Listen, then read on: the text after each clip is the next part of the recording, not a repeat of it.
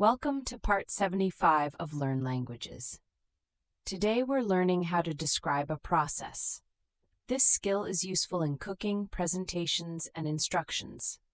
Also in job interviews. Tell me about your process. The key is sequence words. These tell your listener or reader what comes next. Let's learn them in order.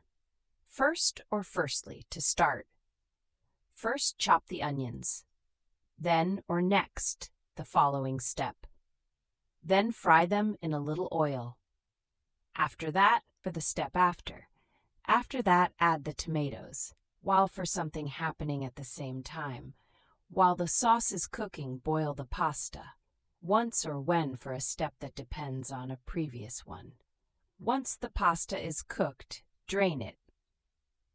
Finally or lastly, the last step. Finally, mix everything together and serve. Let's try another example. How to make a cup of tea. First, boil the water in a kettle.